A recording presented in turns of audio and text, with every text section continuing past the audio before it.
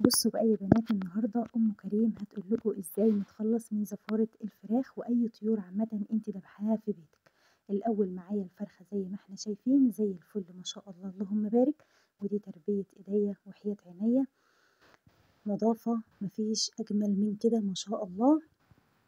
طبعا مفيش احسن من ان انت تربي وتذبحي في بيتك. الاول عشان نتخلص من الزفاره هنعمل ايه؟ الاول هتمسكي السكينه او المقص وتبداي تقطعي كده ضوافر الاجنحه زي ما احنا شفنا. هنا المؤخره ملهاش اي لازمه، فهنتخلص منها تماما بالشكل ده. ودلوقتي انا بعد ما اتخلصت من الاماكن اللي بقى فيها الزفاره، هقطع الفرخه 4 اجزاء زي ما احنا شايفين.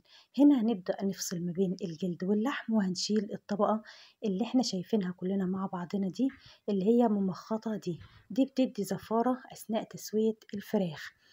هنبدأ نشيلها كلها بالشكل ده، وتحت الحنفية زي ما انت شايفة كده، وهتغسليها وتنضفيها كويس.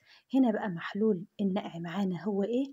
هو عبارة عن مية وملح زي ما احنا شايفين. هندوب الملح كويس مع عصير ليمون، مفيش اكتر من كده.